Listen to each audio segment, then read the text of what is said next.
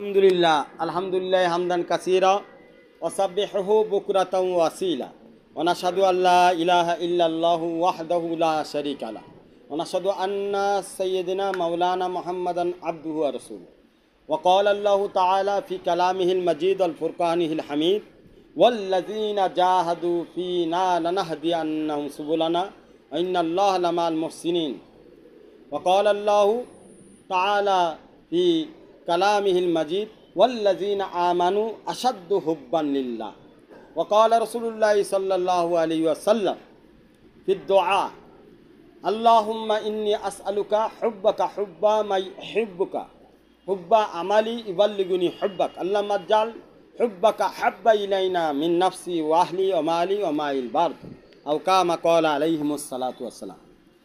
আল্লাহ পাকের অশেষ মেহরবানি যে রব্বুল আলমিন আমাদেরকে খানকা ইমদাদিয়া আসার বসার তৌফিক দান করেছেন, এজন্য মহান রব্বুল আলমিনের দরবারে আমরা শুকরিয়া আদায় করি, বলি আলহামদুলিল্লাহ।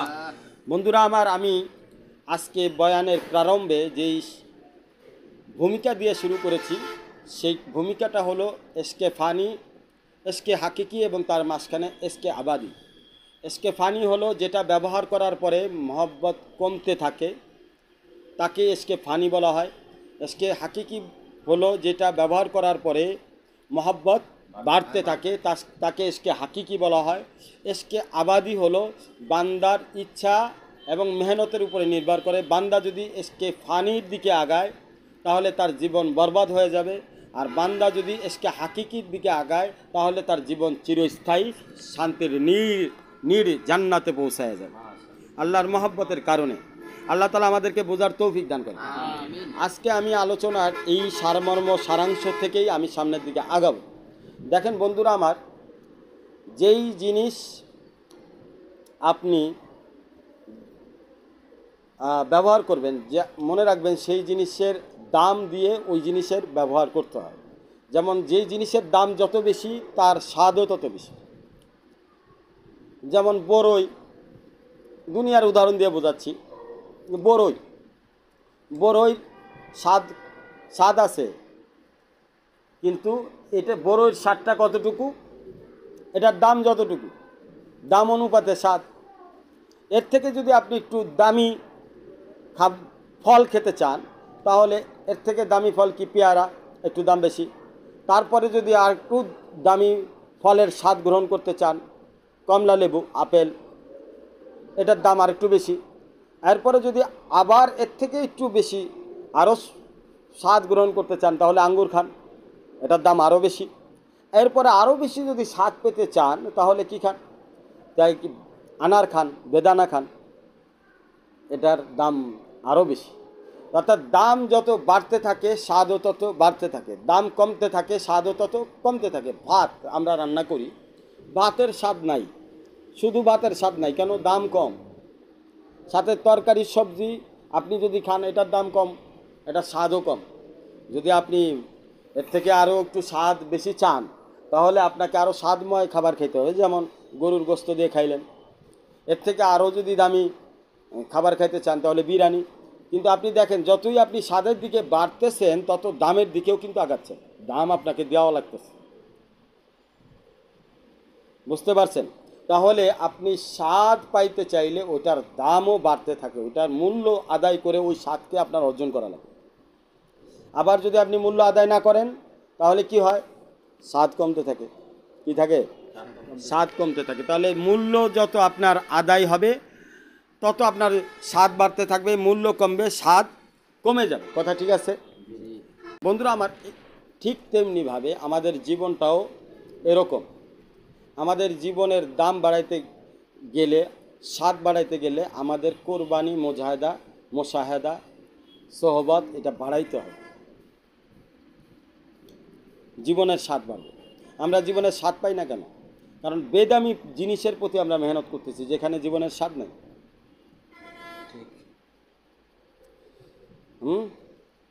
किसी माटी पर मत करो खाक अपनी मिट्टी को,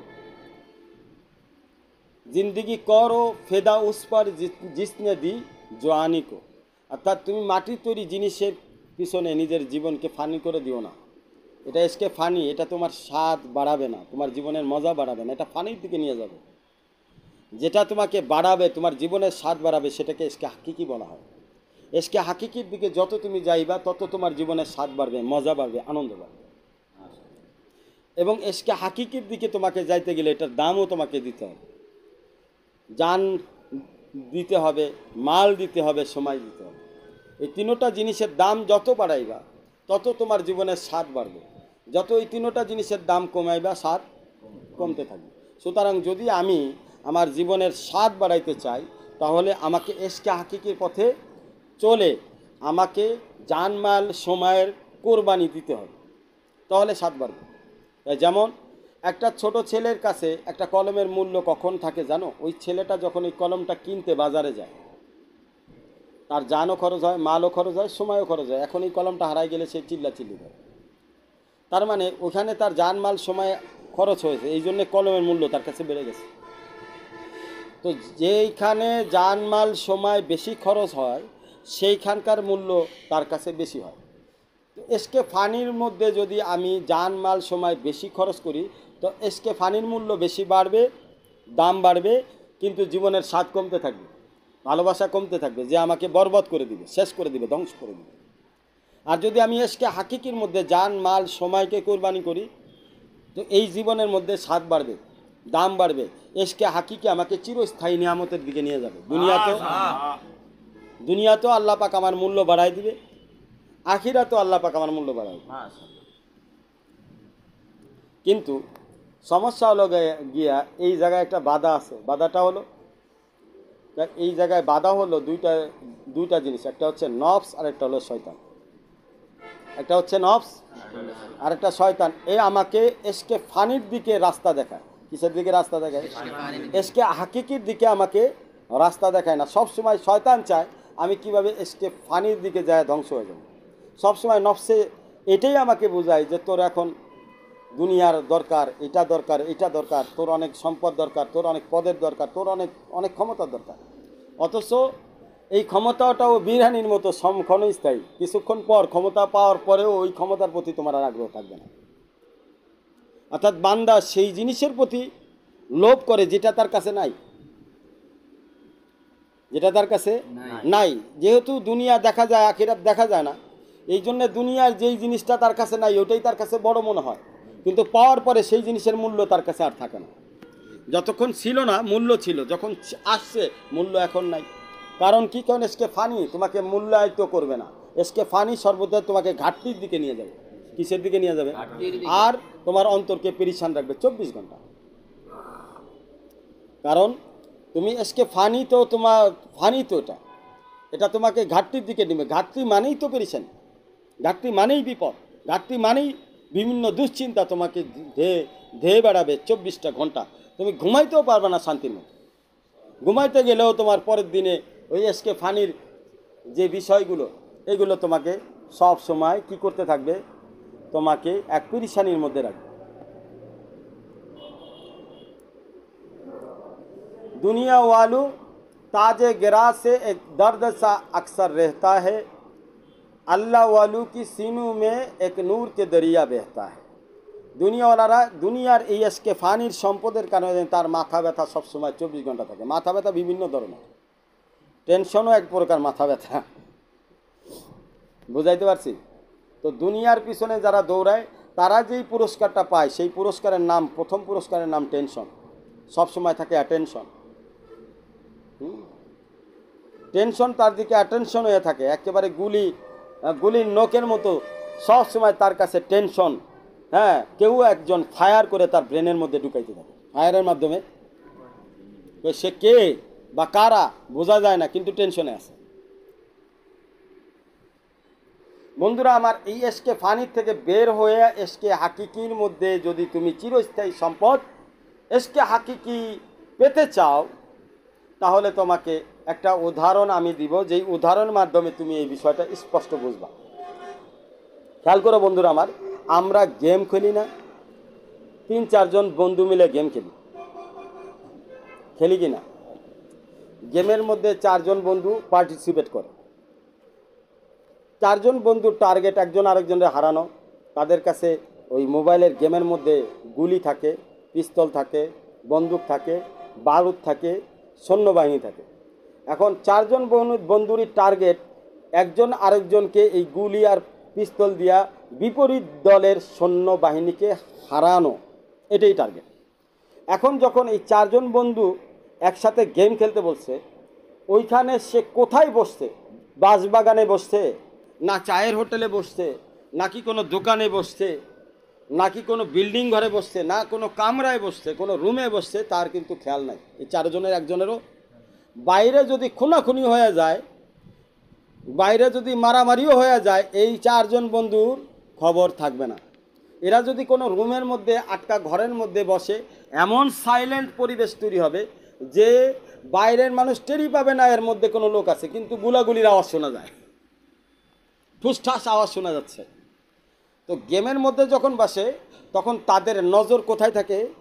পুরাপুরি গেমের মধ্যে থাকে, পুরাপুরি গেমের মধ্যে থাকে। কারণ তারা জানে যদি নজর গেম থেকে 1 সেকেন্ডের জন্য আমি সরাই দেই, তাহলেই বিপরীত পক্ষ, আমার শত্রু পক্ষ গুলি করে আমার গেমের যে সৈন্যগুলো আছে এই সৈন্যগুলোরে গুলি করে মেরে ফেলবে। তখন আমি গেমে হারা যাব, গেমে আমি জিততে পারবো। তো গেমে জিতার খাতিরে দুনিয়ার সামান্য এই গেম খেলার জন্য সে এতটাই নিজের নজরকে এমনভাবে নিবন্ধিত রাখে যে পৃথিবী কোন জায়গায় চলে যাচ্ছে, খায়া আছে কি না খায়া আছে, কে মারা গেছে কে বাঁচতেছে, কোন জায়গায় কি ঘটনা ঘটতেছে, কোনো কিছুর হুঁশ নাই। সম্পূর্ণ নজর, সম্পূর্ণ জ্ঞান, সম্পূর্ণ হুঁশ, সম্পূর্ণ ধ্যান গেমের ভিতরে। এখন এই মানুষটা কেমন জানি বাইরে নাই, গেমের ভিতরে ঢুকে গেছে, গেমের বাইরে নাই। পৃথিবীর জগতের মধ্যে এই বান্দাটা নাই, এই বান্দাটা ওই গেমের জগতের মধ্যে ঢুকে এমনভাবে বিলীন হয়ে গেছে, মনে হচ্ছে তার সৈন্যকে মারা হচ্ছে না, তাকেই গুলি করে মারা হচ্ছে। সে এমনটাই ভাবতেছে, যার কারণে তার নজর একেবারে খুব সূক্ষ্মভাবে শত্রুর পক্ষর দিকে আছে এবং নিজের সৈন্যর দিকে আছে, যে কোনোভাবেই আমার বিরোধী দল যেন আমাকে পরাজিত না করতে পারে। বন্ধুরা আমার, দুনিয়াটাও এমন একটি গেম, আমাদের জীবনটাও এমন একটি গেম। এখানে আল্লাহ পাক আমাদেরকে গেম খেলার জন্য পাঠাইছে। কি জন্য পাঠাইছে? আল্লাহ পাক কোরআনের মধ্যে বলছে, ইন্নামাল হায়াতুদ দুনিয়া, নিশ্চয়ই এই দুনিয়াটা হচ্ছে একটা খেলতামাশার ঘর, ইল্লা মাতাউল গুরুর, ধোকার ঘর। একটা খেলতামাশা, ধোকার ঘর কোন ঘরকে বলা হয়? যেটা একটা গেম খেলার ঘর। ওই বান্দারা যে গেম খেলতেছে চারজনে মিলে, এই গেমের পরাজিত হয়ে গেলে কোনো লাভ আছে?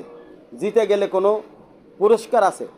পরাজিত হলেও কোনো লাভ নাই, জিতলেও কোনো পুরস্কার নেই। অথচ কত ধ্যান, কত নজর এর মধ্যে গেছে। তার মানে একটা জিনিস মানুষের মধ্যে আল্লাহ কিন্তু ইনডুস করে দিছে, অর্থাৎ ইনপুট করছে। সেইটা কি? মানুষ কোনো সময় হারতে চায় না, জিততে চায়।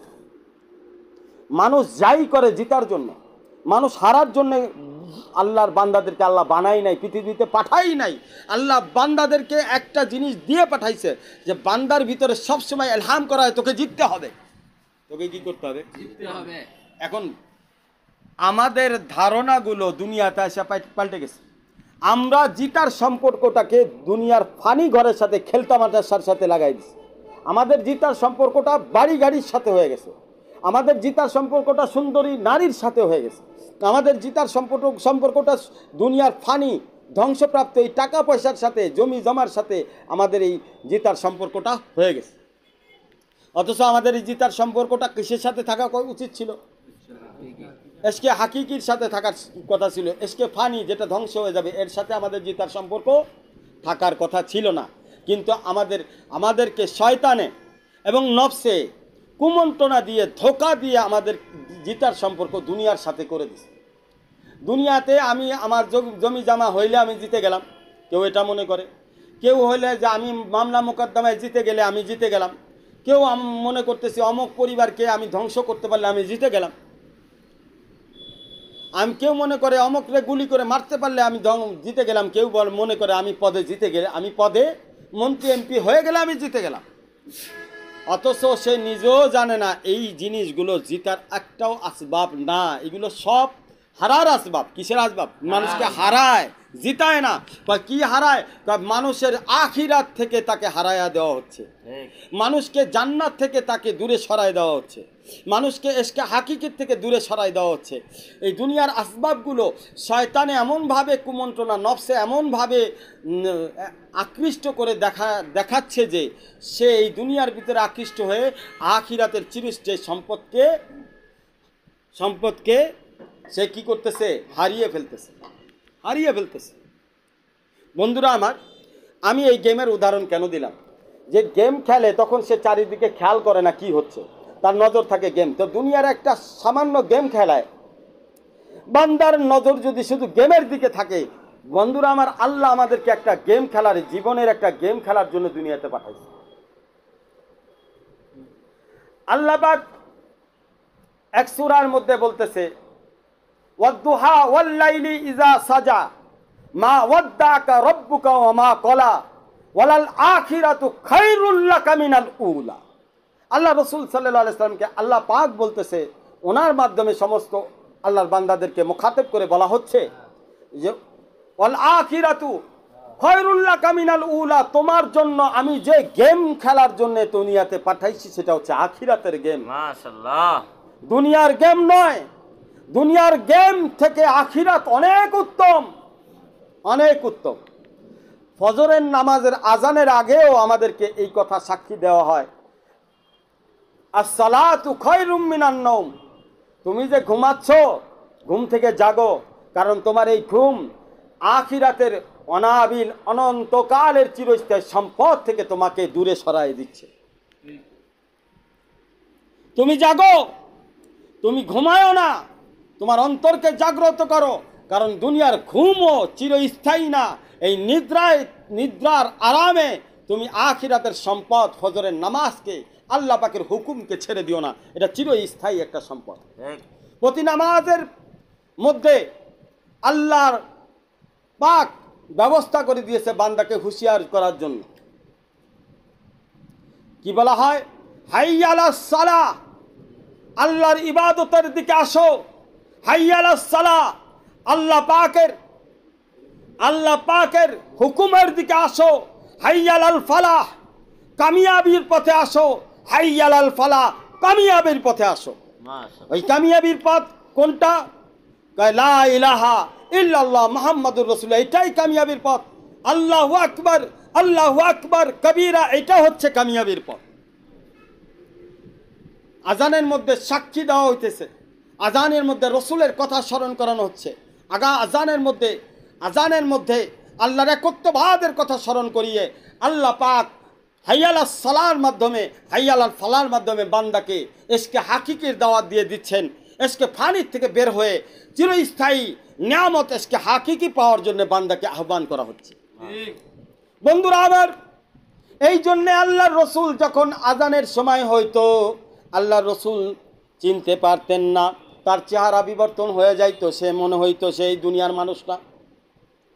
বন্ধুরা আমার, আপনার ভিতরে যখন এসকে হাকিকির নূর প্রবেশ করবে, তখন আল্লাহর হুকুম আসার সাথে সাথে আপনি ছটফট করতে থাকবেন। কেমন ছটফট করবেন? যেমনিভাবে মাছকে পানি থেকে যদি ডাঙ্গায় ওঠানো হয় মৃত্যু যন্ত্রণায়, মাছ যেমন ছটফট করতে থাকে, আপনি আল্লাহর এশকের হাকিকির যন্ত্রণায়, আল্লাহর বিরহ বেদনায়, আল্লাহকে পাওয়ার আশায়, আল্লাহ পাকের ভালোবাসায় আপনার অন্তর ছটফট করতে থাকবে। আপনার অন্তর ছটফট করতে থাকবে। বন্ধুরা আমার, আমি মনে রাখবেন, দুনিয়াতে এসেছি একটা গেম খেলার জন্যে। গেমটা কি? গেমটা যেমন ক্রিকেট খেলার দল এবং ফুটবল খেলার দলে যেমনি গেম খেলে, ফুটবল খেলার দল গেম খেলে, তার অপোজিট বাহিনী থাকতে হয়। মনে রাখবেন, ওই গেমের মধ্যেই স্বাদ বেশি, মজা বেশি, যেই গেমের মধ্যে অপোজিট পার্টি আছে, বিরোধী পার্টি আছে। যদি বিরোধী পার্টি না থাকে কোনো মজা নাই। আওয়ামী লীগ আর বিএনপি আসে বিদায় আওয়ামী লীগে নির্বাচন করে স্বাদ পায়, মজা পায়। যদি বিরোধী পার্টি বিএনপি না থাকতো, শুধু আওয়ামী লীগই থাকতো, তো আওয়ামী লীগে জিতাও কি হারা হইবা কি? একটা ক্লাসে একজনই ছাত্র, ফার্স্ট বয়। কি বয়? ছাত্র কয়জন? একজন। তো এটার সেকেন্ড বয় তো আর নাই, থার্ড বয় তো নাই। ও থাকাও ফার্স্ট বয়, না থাকলেও ফার্স্ট বয়, কারণ ছাত্রই কয়জন? একজন। এর মধ্যে মজা কি? আমাদের বিভিন্ন সময় চেয়ারম্যান ইলেকশন হয়, বিরোধী দল থাকে। তো বিরোধী দল থাকলে চেয়ারম্যান ইলেকশনের মধ্যে মজা লাগে। বিরোধী দলে যখন মানুষ জয়লাভ করে ভোট পেয়ে, তো সমস্ত এলাকাবাসী তাকে স্যালুট জানায়। তার ব্যাপারে কি করে? তার ব্যাপারে স্লোগান করে, তাকে ফুল দিয়ে বরণ করা হয়। যদি বিরোধী পার্টি না থাকতো, তাকে ফুল দিয়ে কেউ বরণ করতে যাইতো কেউ? তাহলে স্বাদ এবং মজার জন্য বিরোধী পার্টি থাকা দরকার। আল্লাহ বলে তোমাকে গেম খেলার জন্য পাঠাইছি। গেমটা কি? তোমারে বিরোধী পার্টি দিয়ে দিলাম।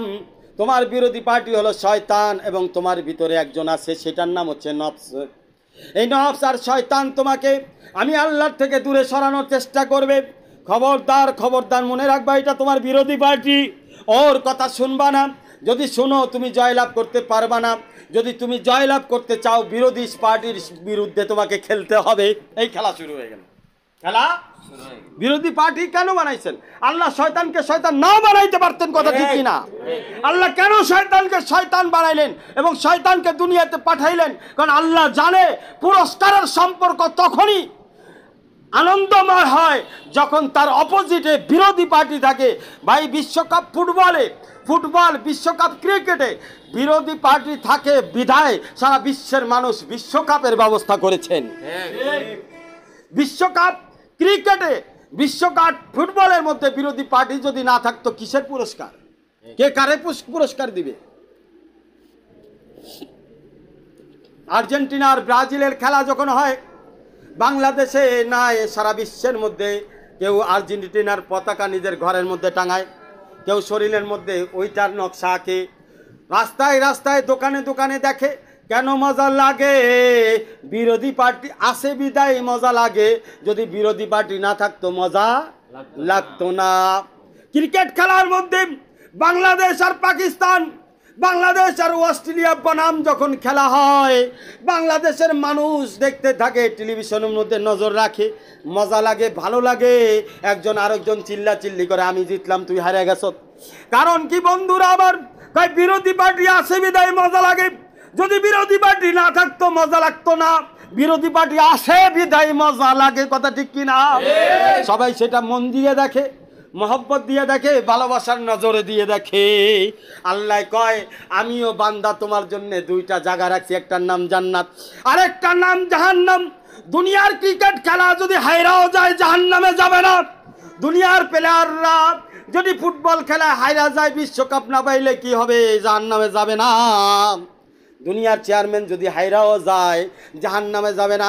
আমি এমন একটা গেমে তোমারে পাঠাইছি, হাইরা গেলে জাহান্নাম ছাড়া উপায় নাই। কথা খেয়াল করে কথা। আমি এমন একটা গেমে তোমাকে পাঠাইছি, যদি তুমি হাইরা যাও, তাহলে মনে রাখবে তোমার ঠিকানা আগুন ছাড়া আর কিছুই নাই। এই সোনার চেহারা, সোনার চোখ, সোনার কান, সোনার চেহারা, সোনার বডি আগুনে দগ্ধ হয়ে জ্বলতে থাকবে কয়লার মতো। বন্ধুরা আমার, এই জন্য আল্লাহ বলল, পুরস্কারের সম্পর্ক তখনই হয় যখন বিরোধী পার্টি থাকে। তাই আল্লাহ পাক দুনিয়াতে আমার বিরোধী পার্টি দুইটাকে বানায়া দিছে। একটা হলো আমার ভিতরে, যেটাকে নফস বলা হয়, একটা হলো আমার বাহিরে, যেটাকে শয়তান বলা হয়। এই শয়তান আর নফস যখনই তুমি দিনের কাজ করতে যাইবা, খানকার কাজ করতে যাইবা, আল্লাহ ওয়ালাদের সোহবতের নিয়ত করবা, যখনই তুমি দিনের কাজের মেহনত করবা, তখনই দেখবা হ্যালো ফোন দিয়ে বলছে ঘরের বউ, কেডা? সারাদিন ধরে ফোন দেয় নাই, যেই খানকায় যাওয়ার নিয়ত করছে সেই ফোন দিচ্ছে।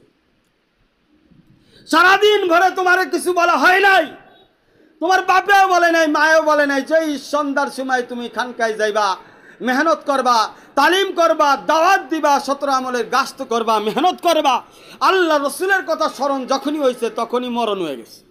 তখনই একবার বাপে ফোন দেয়, একবার মাই ফোন দেয়, একবার বন্ধু, কবের কালে বন্ধু, সেই ছোটবেলার বন্ধু ফোন দিয়ে বসে, দোস্ত কই রে? আমি আইছি, একটু দেখা করে যা। এদিকে খানকা তোমার সামনে, ওদিকে শয়তান তোমার সামনে। বন্ধুরা, আমি কেন বললাম শয়তানরে দেখা যায় না, কিন্তু শয়তানের সূরত বোঝা যায়। কয় কেমনে? কয় আখিরাত যেমন দেখা যায় না, আখিরাতের আমল দিয়ে আখিরাত বোঝা যায়। যে বান্দা নেক করে, নেক আমল করে, তাকে বোঝা যায় সে আখিরাতের দিকে অগ্রসর হয়। যে গুনাহ করতেছে তার দ্বারা বোঝা যায় সে শয়তানের দিকে অগ্রসর হচ্ছে। সূরত দ্বারা বোঝা যাচ্ছে। মাশাআল্লাহ, কি দ্বারা বোঝা যাচ্ছে? সূরত দ্বারা বোঝা যাচ্ছে। আপনি যখন দিনের কাজে আসলেন, এখন আপনার মা বাধা দিয়ে বসছে। এখন মা বাধা দিছে না শয়তানে বাধা দিছে? কে বাধা দিল? বাপে বাধা দিছে না শয়তানে বাধা দিল? কে বাধা দিল বন্ধুরা আমার?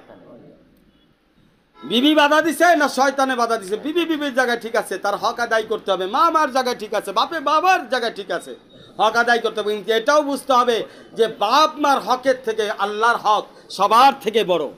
এটাও বুঝতে হবে বাপ মার হকের থেকে, ভাই বোনের হকের থেকে, স্ত্রীর হকের থেকে আল্লাহর হক সব থেকে বড়, সব থেকে বড়। সুতরাং নফস এবং শয়তান যেন আপনাকে দুনিয়ার গেম খেলায় হারায়া না দিতে পারে।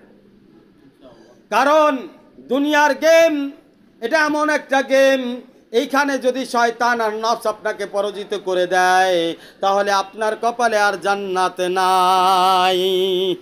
কারণ আল্লাহ পাক বলছেন, হাদিসের মধ্যে আল্লাহর রাসূলের মাধ্যমে জানায়া দিচ্ছেন যে শয়তান এবং শয়তানের দলবল সব একসাথে জাহান্নামে যাবে। নফস এবং নফসের দলবল সব একসাথে জাহান্নামে যাবে। মনে রাখবেন, বিরোধী দল ছাড়া পুরস্কার ঘোষণা হয় না। আল্লাহ জান্নাতের ঘোষণা করেছেন, আবার জাহান্নামের ঘোষণা করেছেন। তার মূল কারণ হলো আপনাকে বিরোধী দল দেওয়া হয়েছে। কি দল দেওয়া হয়েছে? যদি বিরোধী দল না থাকতো,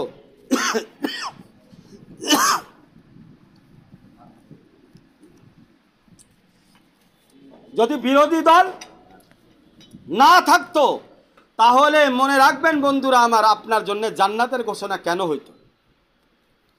আপনি কষ্ট করবেন, বিরোধী দলের সাথে মোকাবেলা করবেন, তাহলেই তো আপনি পুরস্কার জিততে পারবেন। ক্রিকেট খেলায় আবাহনী মোহামেডানের একে অপরের বিরুদ্ধে মোকাবেলা করে যখন জিতে, সেই তো কাপ, বিশ্বকাপ পায়। বন্ধুরা আমার, আপনি যদি আল্লাহর কাছ থেকে পুরস্কারের মহাবিশ্বকাপ জান্নাত লাভ করতে চান, তাহলে বিরোধী দলের সাথে আপনাকে মোকাবেলা করে টিকতে হবে। বন্ধুরা আমার, বিরোধী দলের সাথে মোকাবেলা করা একার পক্ষে সম্ভব নয়। একটা টিম ওয়ার্ক খেলা খেলতে হয়। একা একা খেলতে গেলে আপনি জিততে পারবেন না। কারণ শয়তান ও টিম ওয়ার্ক খেলতেছে, একা খেলতেছে না। শয়তান একা খেলতেছে না, শয়তানের সাথে আপনার ভিতরে একজন ব্যক্তি আছে, যেই জায়গার নাম হচ্ছে নফস। এই নফস শয়তানের সাথে মিলে সমস্ত তথ্য আপনার পাস করে দেয়, সমস্ত তথ্য পাস করে দেয়। আপনি কোন কোন ভাবে খেলবেন শয়তানের বিরুদ্ধে। এই জন্যে মুনাফিক একটা বৈশা রয়েছে, সেই মুনাফিকের নাম নফসে আম্বারা, নফসে লাওয়ামা। নফসে আম্বারা হচ্ছে সবসময় আপনাকে খারাপ দিকে ধাবিত করে, নফসে লাওয়ামা হলো সুবিধাবাদ জিন্দাবাদ, যেই দিকে ওজন বেশি সেই দিকে ঘুরে যায়। এই জন্যে এই মুনাফিক শয়তানকে রাষ্ট্রদূতের মতো শয়তানকে সব তথ্য আপনার দিয়ে দেয়, যাতে শয়তানের জন্য আপনার বিরুদ্ধে খেলাটা সহজ হয়। যদি নফসে তথ্য না দিত, শয়তান টের পাইত না, কিভাবে আপনাকে হারানো যাবে এটা বুঝতে পারতো না। প্রত্যেকের নফসে আম্বার হলো শয়তানের তালা খোলার চাবি। অর্থাৎ আপনার জিন্দেগির কে নষ্ট করার জন্য যেই চাবিটা, সেই চাবির নাম হচ্ছে নফসে আম্বারা, সেই চাবিটার নাম হচ্ছে নফসে লাওয়ামা। এই চাবি দিয়ে শয়তান আপনার অন্ধকার ঘরের তালা খুলে আপনার জীবনকে অন্ধকার ঘর বানায় ফেলে, আপনার নূরের আলোকে নিভানোর চেষ্টা করে, ইমানের আলোকে নিভানোর চেষ্টা করে, একিনের আলোকে নেভানোর চেষ্টা করে, ইখলাসের আলোকে নেভানোর চেষ্টা করে, আদবের আলোকে নেভানোর চেষ্টা করে, তাকওয়াওয়ালা জিন্দেগিকে শয়তানওয়ালা জিন্দেগি বানানোর চেষ্টা করে। বন্ধুরা আমার, তওবার দিকে আপনাকে নিয়ে যায় না, সাজার দিকে আপনাকে নিয়ে যায়, পবিত্রতার দিকে আপনাকে নিয়ে যায় না, নোংরামির দিকে আপনাকে নিয়ে যায়, গুনার দিকে আপনাকে নিয়ে যায়। বন্ধুরা আমার, এই জন্যে যদি শয়তান থেকে বাঁচতে চান, নফসের কুমন্ত্রণা থেকে যদি বাঁচতে চান, এই বিরোধী দলের সাথে খেলতে হলে টিম ওয়ার্ক খেলতে হবে, একা খেলতে পারবেন না। ক্রিকেট খেলায় দেখেন এক দল আরেক দলের বিরুদ্ধে খেলে, টিম ওয়ার্ক খেলে। ফুটবল খেলায় দেখেন এক দল আরেক দলের বিরুদ্ধে খেলে, টিম ওয়ার্ক খেলে। চেয়ারম্যানের ইলেকশন দেখেন এক দল আরেক দলের বিরুদ্ধে খেলে, টিম ওয়ার্ক খেলে। এমপির ইলেকশন দেখেন এক দল আরেক দলের বিরুদ্ধে খেলে, টিম ওয়ার্ক খেলে। কোম্পানিগুলোকে দেখেন এক কোম্পানি আরেক কোম্পানির বিরুদ্ধে অ্যাড দেয়, কিন্তু অ্যাড দিলে কোম্পানির প্রচার প্রসার যাই করে বিরোধী দল হয়ে করে।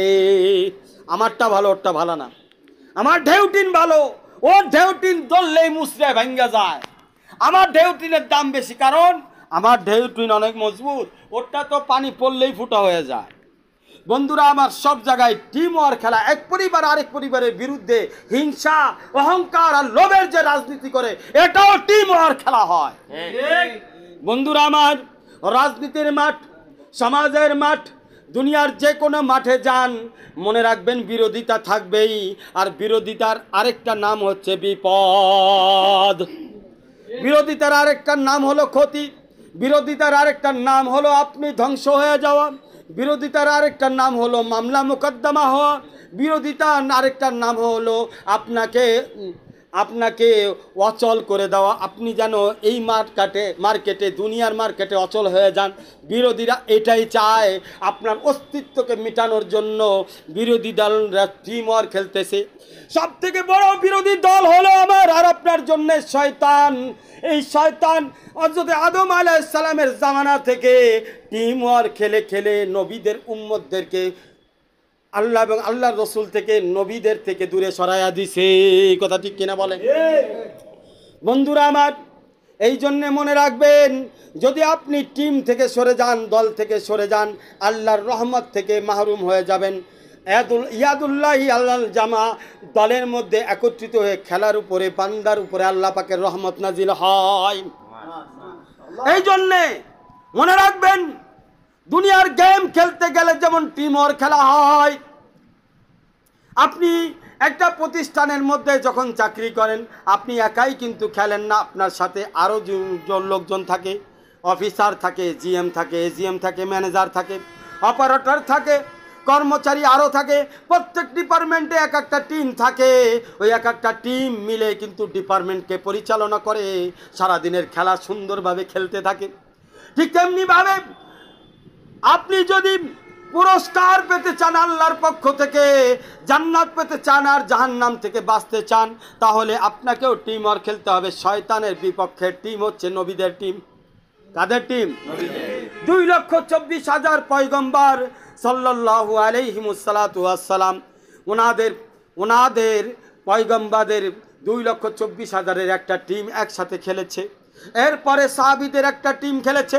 এরপরে ওলিদের টিম একত্রিত হয়ে নবীদের পথে, সাহাবীদের পথ অনুসরণ করে খেলে যাচ্ছে শয়তানের বিরুদ্ধে, নফসের বিরুদ্ধে। আপনি যদি এই টিমের মধ্যে দাখিল না হন, এই দলের মধ্যে যদি একত্রিত হয়ে না খেলেন, তাহলে আপনি একা, বন্ধু আমার, শয়তানের সাথে পেরে উঠবেন না। বলা হয়েছে যে যেই বান্দা দল থেকে বের হয়ে যায়, সেই বান্দাকেই বাঘে আক্রমণ করে।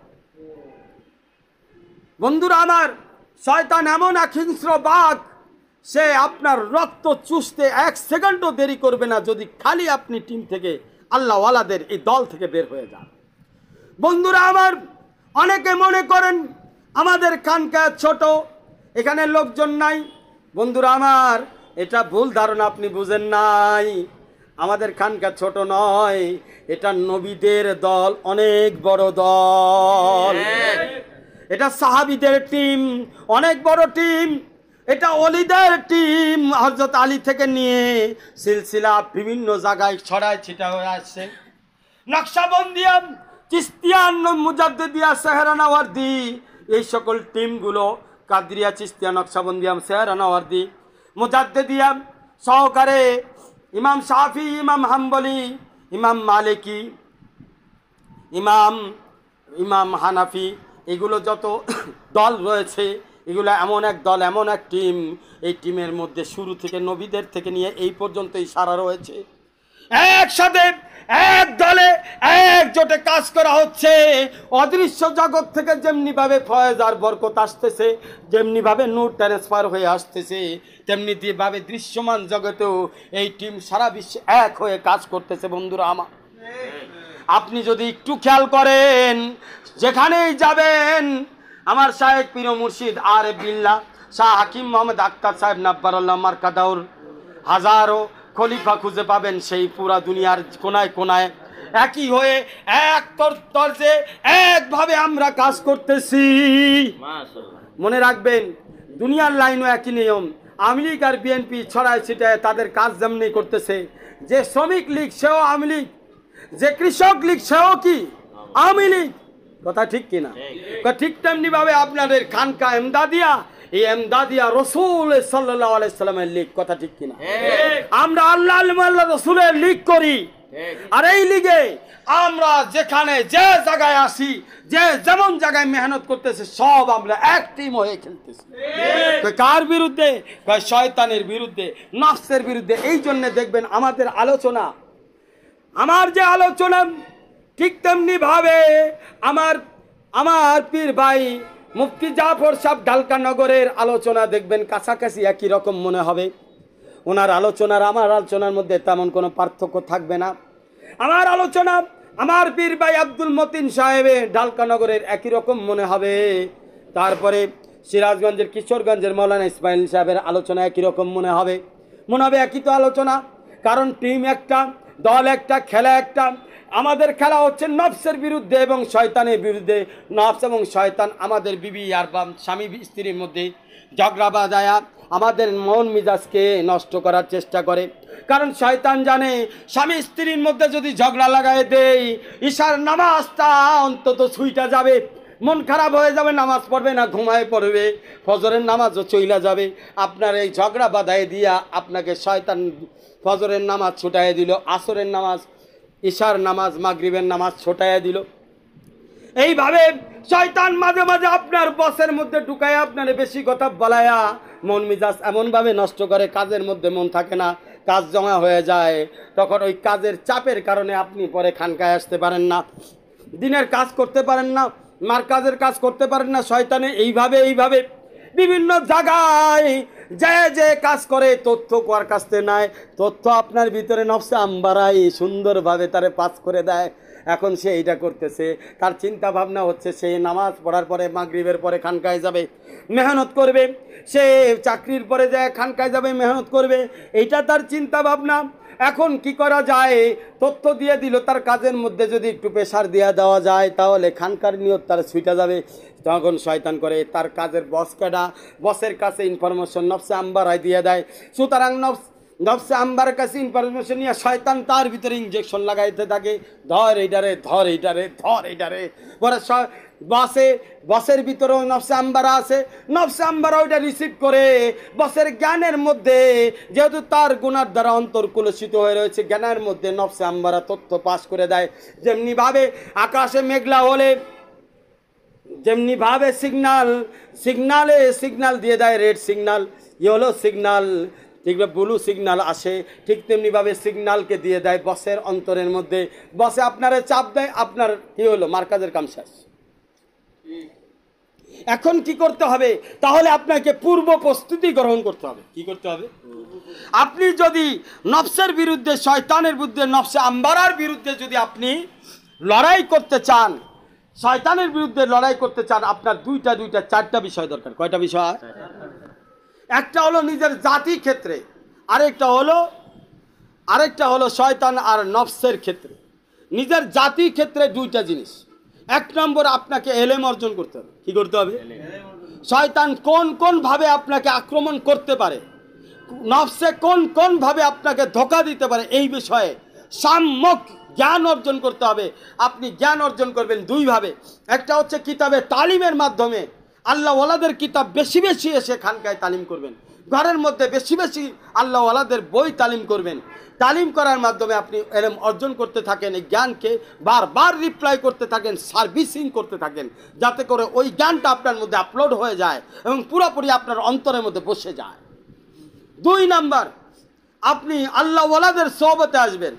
আল্লাহওয়ালাদের সোহবত হলো জ্ঞানের সমুদ্র, কারণ তারা সারা জীবনের জ্ঞানকে একত্রিত করে 1 ঘন্টার একটা বয়ান করে। তারা সারা জীবনের মেহনতের অভিজ্ঞতা নিয়ে আপনার সামনে আলোচনা করে। তাদের মুজাহিদা, তাদের কোরবানি, তাদের মুশাহাদা, তাদের সোহবতের জগৎ, তারা শয়তান এবং নফসের বিরুদ্ধে কিভাবে আক্রমণ করে তারা জয়যুক্ত হয়ে আল্লাহওয়ালাদের চেয়ারে বসছে, আল্লাহওয়ালাতে পরিণত হয়েছে, এইগুলোর অভিজ্ঞতা, ব্যাপক অভিজ্ঞতার আধারে তারা আপনার সামনে দিনকে সুন্দরভাবে পেশ করে থাকে। যেটা আপনি হাজারো বছর কিতাব এবং বই পড়ে পাবেন না, যেটা আল্লাহওয়ালাদের সোহবতে মাত্র 10 মিনিটের মধ্যে হাসিল হয়ে যাবে। মাশাআল্লাহ, এই জ্ঞান আপনি অর্জন করতে পারবেন আল্লাহওয়ালাদের সোহবতে এসে। আল্লাহওয়ালারা অনেক আল্লাহর ওলিদের জুতা সোজা করে আল্লাহওয়ালা হয়েছে। আমি আল নিয়ামতান তাহাদিস বিন নিয়ামত বলতেছি, কমসে কম 1 লক্ষ আল্লাহর ওলিদের জুতা সোজা করার তৌফিক আল্লাহ আমাকে দিচ্ছে। সবই বড় বড় আল্লাহর ওলি, কেউ কারো চেয়ে কম না। এমন আল্লাহর ওলিরা আমাদের খানকার মধ্যে আসছে, তাদের জুতা সোজা করার তৌফিক আমাদের সকল সাথীকে আল্লাহ পাক দান করেছেন। বন্ধুরা আমার, আল্লাহওয়ালাদের জুতার মধ্যে যা আছে, দুনিয়ার বাদশাদের তাজার মধ্যে সেই জিনিস নাই। দুনিয়ার বাদশাদের তাজার মধ্যে গু পায়খানার দুর্গন্ধ ছাড়া, পরেশানি আর টেনশন ছাড়া আর কিছুই পাবেন না। আল্লাহওয়ালাদের জুতার মধ্যে আরে চিরস্থায়ী বাদশাহী লুকায় আছে। আল্লাহওয়ালাদের জুতা সোজা করার মাধ্যমে যে সম্পদ আপনি পাবেন, দুনিয়ার চেয়ারম্যান, মেম্বার, এমপিদের তাজের মধ্যে ওই সম্পদ আপনি পাবেন না। বন্ধুরা আমার শায়েখ পীর মুর্শিদ আরিফ বিল্লাহ শাহ হাকিম মোহাম্মদ আখতার সাহেব নব্বরুল্লাহ মারকাদা বলতেন, চাটাই মে মিলেগা তख्ते শাহী अगर हासिल करो इश्क़ इलाही। আরে তুমি যেখানেই বসে আসো, যেভাবে আসো, ওইটার মধ্যেই তুমি বাদশাহী জিন্দেগি লাভ করবা। চাই গরিব থাকো, বড় থাকো, ধনী থাকো, ফকির থাকো, যে অবস্থায় তুমি থাকো না কেন, বাদশাহী জিন্দেগি আল্লাহ তোমাকে দান করবে। বাদশাহী মেজাজ, বাদশাহী নূর, বাদশাহী মহব্বত, আল্লাহ ওয়ালাদের প্রেম ভালোবাসা দিয়া নূর দ্বারা আর তোমাকে এমন এক মাকাম আল্লাহ দান করবে যে দুনিয়ার সমস্ত কিছু তোমার কাছে গুয়ের পায়খানার মতো মনে হবে, এটার কোনো মূল্যই তোমার কাছে থাকবে না। বন্ধুরা আমার, এই জন্যে ভালোবাসার অর্থ বুঝতে হলে আল্লাহওয়ালাদের সোহবতে যেতে হয়। ভালোবাসার রং বুঝতে হলে, ভালোবাসার স্বাদ বুঝতে হলে আল্লাহওয়ালাদের সোহবতে যেতে হয়। আমি বলেছিলাম 2টা জিনিস লাগবে। একটা হলো এলেম অর্জন করা। এলেম 2 ভাবে অর্জন করা যায়, একটা হচ্ছে তালিমের মাধ্যমে, আরেকটা কি সোহবতের মাধ্যমে। 2 নম্বর হচ্ছে এলেম অনুযায়ী যা আপনি অর্জন করেছেন তার উপরে আমল করা। আমল 2 ভাবে করবেন। কেমনে? এক তো আপনি নিজে আমল করবেন। কি আমল? আল্লাহ তাআলার সাথে আপনি ওই আমলের মাধ্যমে সম্পর্ক তৈরি করার চেষ্টা করবেন, নিজের ইসলামের দিকে নজর রাখবেন। আরেকটা আমল হচ্ছে দাওয়াতের আমল, নবীদের আমল। আপনি দাওয়াতের ময়দানে যে আপনি ইমান, ইয়াকিন, ইখলাসের কথা বলতে থাকবেন, যা আপনি তালিম করেছেন সেই কথার এলান এবং ঘোষণা দিতে থাকবেন। তাহলে তার দ্বারা কি হবে? তার দ্বারা শয়তান ভয় পেয়ে যাবে আর নফসের উপরে আপনি তলোয়ার চালানো শুরু হয়ে যাবে। নফসের উপরে কি চালানো শুরু হবে? তলোয়ার চালানো শুরু হবে। নফসও ভয় পেয়ে যাবে। তাই এই বান্দার মধ্যে 4 গুণ, যেই বান্দার মধ্যে 4 গুণ আছে, একটা হলো এলেমের 2 দিক, আরেকটা হচ্ছে আমলের 2 দিক। এই বান্দার সাথে শয়তান আর নফস এত সহজে যুদ্ধ করে পারবে না। এটা একটা টিম ওয়ার্ক। আমরা একটা টিম, আমরা একটা দল। কোন দল? রসুলের দল। কোন দল? সাহাবীদের দল। কোন দল? আমরা নবীদের দল। বলেন নারায়ে তাকবীর, আল্লাহু আকবার। আমরা কার দল? আল্লাহর দল। আমরা কার দল? নবীদের দল। আমরা কার দল? সাহাবীদের দল। আমরা নবীদের দল, ওলিদের দল, আল্লাহ রসুলের দল। আমাদের খেয়াল রাখতে হবে, আমরা যেখানেই থাকি না কেন রসুলের নজর আমাদের দিকে আছে। আমরা যেখানেই থাকি না কেন আমাদের ব্যাপারে রসুলকে জানানো হয় সাল্লাল্লাহু আলাইহি সাল্লাম। আমরা যেখানেই থাকি না কেন আমাদের আমল সম্পর্কে আল্লাহ তাআলা নজরে রাখতেছে। বন্ধুরা আমার, যদি আপনি বাঁচতে চান, আপনাকে নিজের ক্ষেত্রে 2টা দিক খেয়াল রাখতে হবে। একটা হচ্ছে এলেম অর্জন করতে হবে, আরেকটা হলো আমল করতে হবে, এলেমের দুই দিক, আমলের দুই দিক খেয়াল রাখতে হবে। আরেকটা হলো আরো দুইটা দিক বাইরের, আপনি খেয়াল রাখবেন শত্রুরা কোন কোন ভাবে আপনাকে আক্রমণ করতে পারে, কারণ আপনি ময়দানে আছেন। একটা হলো ভিতরে, ভিতরগত জাতিগত হচ্ছে এলেম দরকার, আমল দরকার। আরেকটা হলো বহিরাগত, শত্রু থেকে আক্রমণ থেকে বাঁচা। প্রত্যেকটা রাষ্ট্রে দুই প্রকার দূত থাকে, দুই প্রকার মন্ত্রণালয় থাকে। একটা হলো অন্তর্গত মন্ত্রণালয়, আর হলো বাহিরগত মন্ত্রণালয়। বাহিরগত মন্ত্রণালয় যেটার কাজ করে যাতে বাহিরগত শত্রু আক্রমণ করতে না পারে, এই জন্য বিডিআরদেরকে রাখা হয়েছে, স্পেশাল ফোর্স আর্মিদেরকে রাখা হয়েছে, নেভিদেরকে রাখা হয়েছে।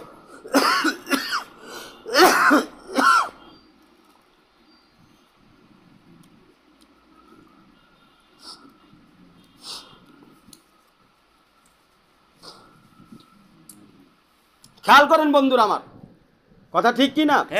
যাতে বাহিরের শত্রু আপনার উপরে আক্রমণ করতে না পারে, তাহলে আপনাকেও খেয়াল রাখতে হবে আপনার বাহিরের শত্রু যাতে শয়তান আপনাকে আক্রমণ না করতে পারে। এই জন্য আপনার আরেকটা শক্তি দরকার, সেটা কি? সোহবতের নূর। কিসের দরকার? কারণ শয়তান এর অপোজিটে থাকে হলো আল্লাহওয়ালারা। শয়তানের অপোজিটে কারা? নবীরা। শয়তানের অপোজিটে কারা? সাহাবীরা।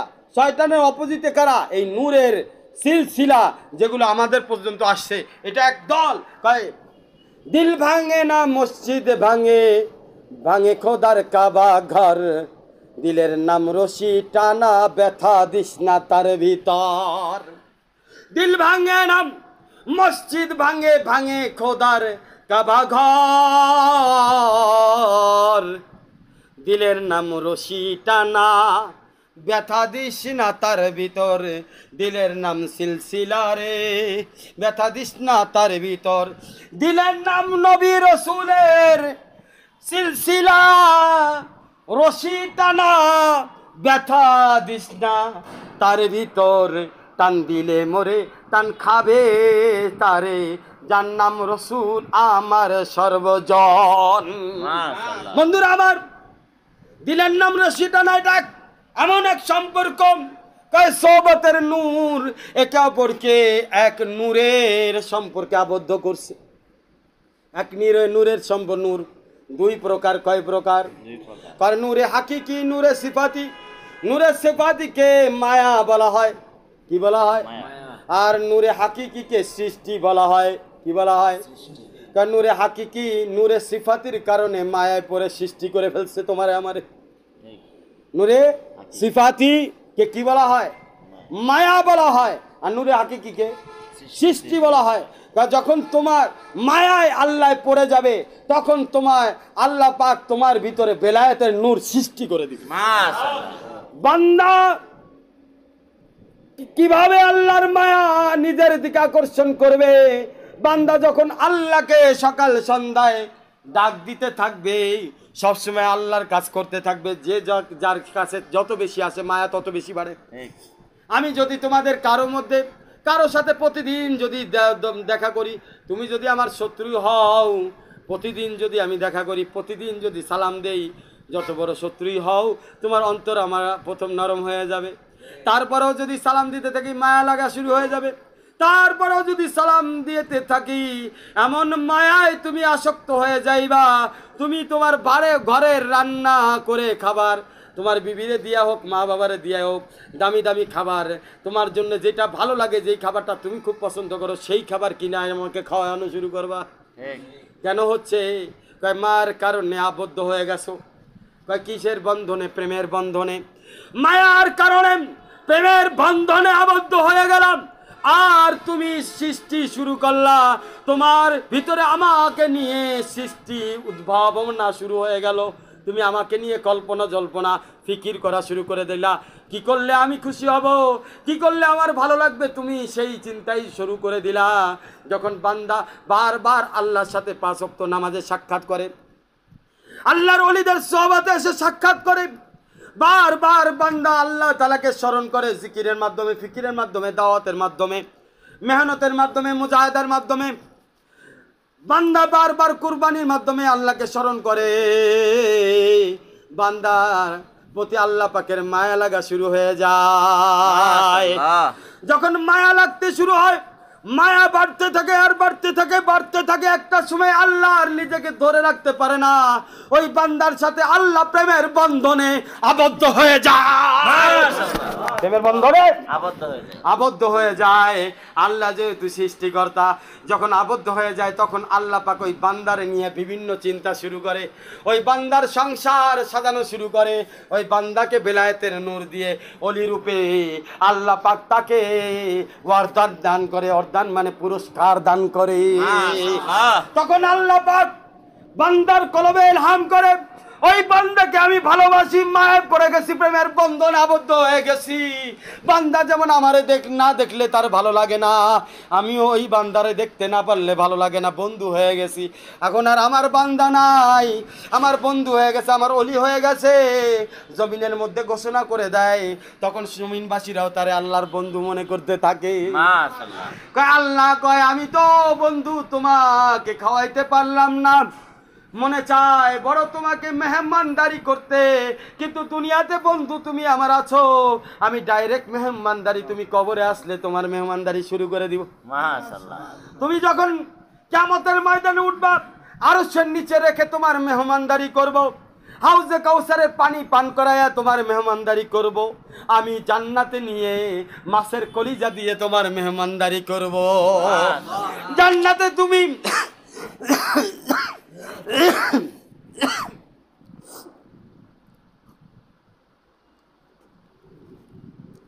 জান্নাতে তুমি যা চাইবা তাই দিয়ে তোমার মেহমানদারি করব।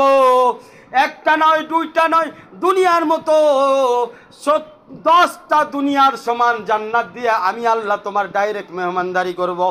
এমন ফল খাওয়াবো, দুনিয়ার সমস্ত ফলের কথা ভুলিয়া যাইবা।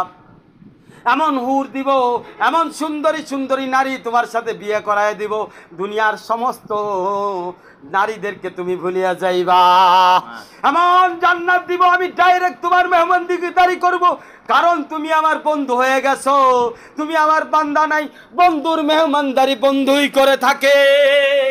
কিন্তু দুনিয়াতে তোমারে কিভাবে পুরস্কার দিব, দুনিয়াতে আমি তোমাকে বেলায়েত দিব, এই বেলায়েতের মাধ্যমে তোমাকে এক খাস প্রকার আমার সিফাতি নূর দিব।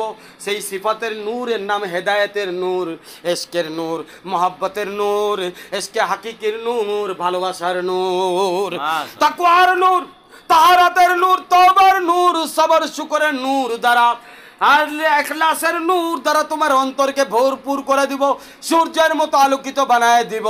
আরো কিছু জিনিস দিব, আমার কিছু বান্দাদের অন্তরে আমি এলকা করে দিব, তারা তোমার শাগরেদ হবে, তারা আমার হয়ে তোমার খেদমত করতে থাকবে।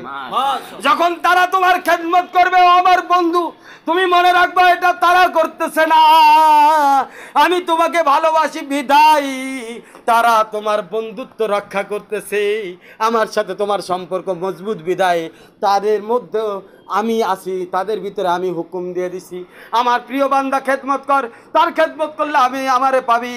আমার প্রিয় বান্দা সোহবতে যা, তার সোহবতে গেলে আমার সোহবতে থাকা হবে। আনা জালিসুন মান যাকারানি, আমার বন্ধু যারা যেখানে জিকির করে ওই জিকিরের মাহফিলে বসলে আমাকে পাওয়া যায়। বন্ধুরা আমার, এই জন্যই দেখা যায় অলিরা যখন আল্লাহর বন্ধু হয়ে যায়, তার জগতে তার আসমানকে আল্লাহ নিজের মতো সাজায়া দেয়, তার জমিনকে আল্লাহ নিজের মতো সাজায়া দেয়, তার পৃথিবী অন্যরকম হয়ে যায়, তার ভালোবাসার ঘরে হাজার বন্ধুর অভাব হয় না। কারণ হলো এটা দুনিয়াতে জান্নাতে ডাইরেক্ট করবে, ভালোবাসার প্রমাণ ডাইরেক্ট দিবে, আর আখিরাতে জান্নাতে ডাইরেক্ট দিবে, দুনিয়াতে আল্লাহ ডাইরেক্ট না দিয়ে ইনডাইরেক্ট আল্লাহর বান্দাদের দিয়ে দিতে থাকবে। মাশাআল্লাহ। বন্ধুরা আমার, সোহবত রং ছড়ায়, এই রঙে যদি তুমি রঙিন হও, তুমি যেখানেই যাইবা তুমিও এইরকম খেদমত পাইতে থাকবা, তুমিও এরকম ভালোবাসা পাইতে থাকবা। কারণ যেই নদীর পানি যেমন হয়, সেই নদীর পানি তেমনই রং ধরে। বন্ধুরা আমার, এই জন্যে শয়তানের বিরুদ্ধে আমাদেরকে টিম হয়ে খেলতে হবে। মনে রাখতে হবে, বহির্গত শত্রু থেকে, আক্রমণ থেকে বাঁচাইতে হলে আমাদের 3টা পদ্ধতি অবলম্বন করতে হবে। 1 নম্বর পদ্ধতি হলো আমাকে কৌশল জানতে হবে। তীর চালানোর কৌশল। শয়তান যেভাবে তীর চালায়া কখনো বাপকে আমার বিরুদ্ধে বানায়, মাকে আমার বিরুদ্ধে বানায়, কখনো ভাইকে আমার বিরুদ্ধে বানায়, পরিবারকে বিরুদ্ধে বানায়, খানকায় আসতে দেয় না, মেহনতে আসতে দেয় না, নামাজ সঠিক মতো পড়তে দেয় না, বসেরা অনেক সময় পেরেশান করে। এই জন্যে আমাকে কৌশল শিখতে হবে। কি কৌশল? আল্লাহওয়ালাদের কৌশল। আল্লাহওয়ালাদের প্রথম কৌশল হলো চোখের পানি। মনে মনে আল্লাহর সাথে কথা বলতে থাকা, আল্লাহর সাথে কথা বলতে থাকে, জিকিরে ফিকিরে থাকে, কোনো সেকেন্ড তারা বসে থাকে না, প্রতি সেকেন্ডে প্রতি দমে দমে নাম নিতে থাকে আল্লাহ। দমে দমে আমি তোমায় স্মরণ করি, দমে দমে আমি তোমায় স্মরণ করি, ভুলে যেও না বন্ধু তুমি শয়তান আমার চরম বিরোধী। মনে রাখতে হবে শয়তান চরম বিরোধী, এই জন্য দমে দমে তাকে স্মরণ রাখতে হবে। এক সেকেন্ডের জন্য যখনই স্মরণ কেটে যাবে তখনই শয়তান ইনজেকশন দিবে কলবের মধ্যে। কারণ শয়তান জাসমিন আলাল কলব, কলবের কাছেই মনের ঘরে শয়তান এমনভাবে উৎ পেতে বসে থাকে, সিরাতুল মুস্তাকিমের চৌরাস্তার মোড়ে যেমনে যেমনে বাস ট্রাক বসে থাকে, ওখানে গেলেই বাস ট্রাক পাওয়া যায়, ঠিক তেমনিভাবে শয়তান মনের চৌরাস্তার মাঝখানে, তোমার মন যেখানে যেখানে ঘুরতে থাকে এটা মনে করো চৌরাস্তা। এক রাস্তা তোমার পরিবার, আরেক রাস্তা তোমার ব্যবসা বাণিজ্য, আরেক রাস্তা তোমার চাকরি বাকরি, এক রাস্তা তোমার খাত খামার, আরেক রাস্তা তোমার আমল দিন দারিত্ব ইমান, একই এই সকল সমস্ত চৌরাস্তার মাঝখানে শয়তান মনের ভিতরে বসে থাকে। জাসিমুন আলা কলবিহি, মানুষের কলবের পাশে মনের ঘরে শয়তান এমন ভাবে উৎ পেতে বান্দরের লাখান তাকায় পাউডারটা উঠাইয়া, হ্যাঁ, মশার সুরের মতো সুরটা বাইর কইরা হাতির সুরের মতো বিষর পাশার মধ্যে দেয় ঢুকায়া, কলবের পাশা বিষ পিছন দিয়ে ঢুকাই দেয়। যখনই বান্দারে গাফেল দেখে, জিকির থেকে গাফেল আসে, তখনই ঢুকায়। বন্ধুরা আমার, প্রথম নাম্বার কাম হলো কৌশল বুঝতে হবে। শয়তানের কৌশল সব বাজেয়াপ্ত হয়ে যাবে। শয়তানের জমি জাতি যা আছে সব সরকারে কি করে দিবে? বাজেয়াপ্ত করে নিবে। যদি তুমি কৌশল জানো, যেই কৌশলের নাম জিকিরের কৌশল, ওইটা কোথায় করতে হবে? দমে দমে করতে হবে। কিসে করতে হবে? দমে দমে যখন শ্বাস নিব আর বাইর করব, দমে দমে তোমার নাম জপতে থাকি, দমে দমে তোমার নাম জপতে থাকি। কথা ঠিক কিনা বন্ধুরা আমার? এই জন্য খানকার কিছু আমল দেওয়া আছে। যেমন প্রথম সপ্তাহে দুরূদ শরীফের আমল, দ্বিতীয় সপ্তাহে কিসের আমল? দোয়া ইউনুসের আমল, তৃতীয় সপ্তাহে দোয়া খাজানার আমল, চতুর্থ সপ্তাহে কি? ইস্তেগফারের আমল। এই আমলগুলো করবেন, সাথে সাথে দমে দমে জিকির করবেন। গাফেল থাকবেন না। গাফেল মন শয়তানের ঘর হয়। প্রথম কৌশল এটা। দ্বিতীয় কৌশল আপনাকে জানতে হবে, শয়তানের 70,000 নেক সুরতে ঢোকা আছে। কয় হাজার? 70,000। অনেক সময় কবে এটা তো নেক কাম করতেছিস, কি করতেছিস? আসলে শয়তানের ধোকা। কেমনে বুঝবেন? যেই নেক কাম শয়তানে বোঝায়, ওই নেক কামের দ্বারা আপনার নামাজ রোজা ছুটে যাবে। কি দেব? আল্লাহর হুকুম ছুটে যাবে, আল্লাহর সাথে সম্পর্ক ছুটে যাবে। যদিও এটা নেক সুরতে দেখা যায়, নেক সুরতে দেখা যায়, যদি দেখেন আল্লাহর সাথে সম্পর্ক অবনত হয়ে যাচ্ছে, এটা কি সুরত? শয়তানের 70,000 নেক সুরত। এটার একটাই সংজ্ঞা, মনে রাখবেন, শয়তানের ধোকা সেইটাই যেটা দিলে, যেটা আপনি গ্রহণ করার সাথে সাথেই দেখবেন যে আপনার অন্তরে আল্লাহর জিকির নাই, আল্লাহর ফিকির নাই, মন পেরেশান হয়ে গেছে। সাথে সাথেই দেখবেন অন্তর ঘাবড়ানো শুরু হয়ে গেছে, আমলের দিকে আর মন বসতেছে না, আল্লাহর দিকে যাইতে মন চাইতেছে না। ওইটার শয়তানের নেক সুরতে ধোকা। এটা কৌশল বুঝতে হবে। বহির্গত আক্রমণ যাতে আপনাকে করতে না পারে, কৌশল বুঝতে হবে। বহির্গত আক্রমণ কিভাবে কিভাবে করে? কয় বিবির মাধ্যমে করবে বহির্গত আক্রমণ, বাপ মার মাধ্যমে করবে বহির্গত আক্রমণ, বন্ধু বান্ধবের মাধ্যমে করবে বহির্গত আক্রমণ করবে। কইরা আপনাকে আল্লাহর রাস্তা থেকে সরাই দিবে। এটা হলো শয়তানের বহির্গত আক্রমণ। সুতরাং আপনি কি করবেন? বহির্গত আক্রমণ যাতে না করতে পারে এবং ভিতরগত আপনাকে আক্রমণ যাতে না করতে পারে, সেটার জন্য দমে দমে জিকির, সব সময় ফিকির, আল্লাহর ফিকির। আর বহির্গত আক্রমণ যাতে আপনাকে করতে না পারে, সেই জন্য কি? সেই জন্য আপনাকে পূর্ব প্রস্তুতি গ্রহণ করতে হবে। মনে করেন আপনি আল্লাহর রাস্তায় যাবেন, ফজরের যখন নামাজ পড়ছেন, জোহরের চিন্তা করতে হবে যে আমার সমস্ত কাজ অতিক্রম করে আমাকে জোহরের নামাজ পড়তে হবে। সুতরাং আপনি আগের থেকে ফজরের নামাজ থেকে প্রস্তুতি গ্রহণ করেন, জোহরের নামাজ আমাকে যেভাবেই হোক পড়তে হবে। এবার মাথায় এটা বসাইছেন না? এইবার চিন্তা করেন যে জোহরের আগ পর্যন্ত আমার কি কি ধরনের সমস্যা আসতে পারে। আপনি চিন্তা করার চেষ্টা করেন। আপনার মা কি বলতে পারে, বাপে কি বলতে পারে, আপনার অফিসের কি ঝামেলা থাকতে পারে, এইটা আপনি কিভাবে সমাধান করবেন এর আগেই চিন্তা করে ফেলেন। জোহরের নামাজ যখন বললেন, এবার আসরের আগ পর্যন্ত একই টার্গেট, আমাকে আসরের নামাজ পড়তে হবে, কারণ এগুলো ক্ষুদ্র ক্ষুদ্র মঞ্জিল, এই ক্ষুদ্র ক্ষুদ্র মঞ্জিলগুলো জান্নাতের দিকে যাইতেছে। আজকের মঞ্জিল যদি আপনি ধরতে না পারেন, আজকের ট্রেন যদি ধরতে না পারেন, কালকে ট্রেনও ধরতে পারবেন না। আজকের ট্রেন আপনাকে কালকের ট্রেনের পথ আবিষ্কার করে দিবে, আজকের মঞ্জিল আপনাকে কালকের মঞ্জিলে নিয়ে যাবে। আপনি ফজর না পড়তে পারলে জোহর নড়বড় হয়ে যাবে। কয় কেন? কয়েকটা দরজার তালা ভাঙ্গা ফেলছে, আরেকটা দরজার তালা ভাঙতে গিয়ে শয়তানের কষ্ট হবে। তালা ভাঙ্গার নিয়ম তো শিখেই ফেলছে, নিয়ম তো শিখেই ফেলছে, চাবি তো তার হাতে আইসাই গেছে। সুতরাং এক দরজা যদি ভাঙ্গা ফেলে, আরেক দরজা কিন্তু ভাঙ্গা ফেলবে। 5 ওয়াক্ত নামাজ আল্লাহ কেন দিছে? বান্দা যাতে সর্বদা আমাকে স্মরণ রাখে, শয়তান যাতে কোনোভাবেই তাকে আক্রমণ করতে না পারে। এই জন্য মনে রাখবেন, প্রত্যেকটা নামাজ আপনার জন্য এক একটা মঞ্জিল, প্রত্যেকটা নামাজ আপনার জন্য এক একটা উদ্দেশ্য, প্রত্যেকটা নামাজ আপনার জন্য এক একটা জয়ের মালা। জয়ের মালা গলায় পরেন, ফজরের জয়ের মালা আপনি গলায় পরেন, জোহরের জয়ের মালা আপনি গলায় পরিধান করেন, আসরের জয়ের মালা আপনি গলায় পরিধান করেন, মাগরিবের জয়ের মালা আপনি গলায় পরিধান করেন, ঈশার জয়ের মালা আপনি গলায় পরিধান করেন, তাহাজ্জুদের জয়ের মালা আপনি গলায় পরিধান করেন। এইভাবে জয়ের মালা পড়তে থাকবেন, আর এই জয়ের মালাগুলো আস্তে আস্তে আপনাকে আখিরাতের দিকে নিয়ে যাবে। খানকার মেহনতের আগে আপনি চিন্তা করবেন, মাগরিবের পরে আমাকে খানকায় যেতে হবে, মেহনত করতে হবে, দাওয়াতের মেহনত করতে হবে, কোরবানি করতে হবে। সুতরাং এই যে যাওয়ার আগ পর্যন্ত কি কি সমস্যা আমার হইতে পারে, শয়তান কোন কোন রাস্তায় আমাকে বহির্গতভাবে আক্রমণ করতে পারে, ভিতরগত নফসের ভিতরে কি কি ধরনের অলসতা আমাকে দেখাইতে পারে, কি কি ধরনের বাহানা দেখাইয়া আমারে ঘুম পাড়াইয়া দিতে পারে, তাহলে আমাকে আপনাকে পূর্বের থেকে প্রস্তুতি গ্রহণ করতে হবে। কারণ আপনি আসছেন যুদ্ধের ময়দানে, এই যুদ্ধের ময়দানে নামাজ পড়ার মাধ্যমে আল্লাহকে দেখাইয়া দেন। আমি যত সমস্যায় আসি না কেন, আল্লাহ নামাজের মঞ্জিল, এই নামাজের ট্রেন আমি মিস করি নাই, কারণ নামাজের ট্রেন জান্নাতের দিকে গেছে। রোজার ট্রেন কোথায় গেছে? জান্নাতের দিকে গেছে। আরে এটা, হ্যাঁ, এটা কোন জায়গার ট্রেন না, ঢাকা কমলাপুর রেল স্টেশন না যে এটা চলে যাবে পাবনায়, থাকবে না কোনো ভাবনায়। এটা এটা কিসের ট্রেন? জান্নাতের ট্রেন। নামাজ জান্নাতের ট্রেন, রোজা জান্নাতের ট্রেন, জিকির জান্নাতের ট্রেন, দাওয়াত জান্নাতের ট্রেন, তাকওয়া জান্নাতের ট্রেন, তাহারাত জান্নাতের ট্রেন, তালিম জান্নাতের ট্রেন, কোরআন তেলাওয়াত জান্নাতের ট্রেন, একটাও মিস করা যাবে না। এইটা যদি আপনি মিস না করেন, কারণ ট্রেনগুলো কোথায় যাচ্ছে? জান্নাতে যেতেছে। আপনি কোথায় যাচ্ছেন?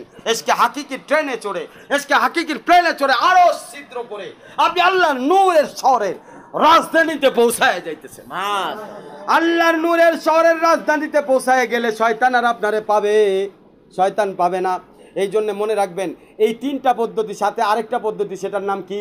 দোয়া। সেটার নাম কি? দোয়ার মাধ্যমে আপনি কি করবেন? শয়তানকে হারান। কি করেন? দোয়ার মাধ্যমে শয়তানকে হারাইয়া দেন। শয়তানকে যখন বেশি আপনাকে আক্রমণ করবেন, আল্লাহর কাছে কাইন্দা গিড়গিড়ায় করবেন, আল্লাহ তোমার কুত্তা তুমি ঠেকাও। কোনো বাড়িতে আপনি গেছেন ঘুরতে, এখন বাড়ির মধ্যে কুত্তা ঘেউ ঘেউ, এই তুই আইসত কেটা, এই তোর পরিচয় দে, এই তোর চিনি না, তুই আইসত, আবার ঘেউ ঘেউ করে আপনার দর্শে খাইয়া বলবো, তোরে মাইরালামু খাইলামু। এখন আপনি দেখছেন যে কুত্তার ভাষা তো বুঝি না, কুত্তা আল্লাহ জানে থ্যাংক ইউ কয় না, তোরে গুই গু কয় না, কি তোরে মাইরালামু খাইলামু কি কয়, কুত্তার ভাষা তো বুঝি না। কামড়াই তো পারে, ধৈর্য বলতে পারে, বলা যায় না। আপনি কুত্তার মালিক রে কোন, মালিক সাহেব ফোন দিছে আপনার, আপনার দরজার সামনে একটা কুত্তা আছে বসা, এটা ঘেউ ঘেউ করে কি জানি কয়, মনে হয় আমি যদি একটু বেশি বাড়াবাড়ি করি আমার খাইয়া ফেলতে পারে। কয় এটা চিন্তা করো না। আমি দেখতেছি মালিককে ফোন পাওয়ার পরে একেবারে 3 তলার ছাদে উঠে কুত্তারে কয়, কি হয়েছে? আমার লোক বুঝে লাইছি। আর কুত্তায় কিছু কয় না, একটা ঘেউ দেয় না, সোজা আপনি 3 তলার ছাদে উঠে গেছেন। বন্ধুরা আমার, আপনি আরশের রাস্তায় চলতে যাচ্ছেন, শয়তানে মাঝে মাঝে ঘেউ করে উঠবে, নফসে মাঝে মাঝে ধোকা দিবে, তখন আপনি আল্লাহর কাছে কাইন্দা দিবেন, আল্লাহ এই শয়তানও আমার ছাড়ে না, নফসেও আমারে ছাড়ে না, আমি তো তোমারই বান্দা, কই জামু, তুমি এই শয়তান আর নফসের ধোকা থেকে আমার বাঁচাও। তাহলে এই কয়টা কৌশল খেয়াল রাখবেন।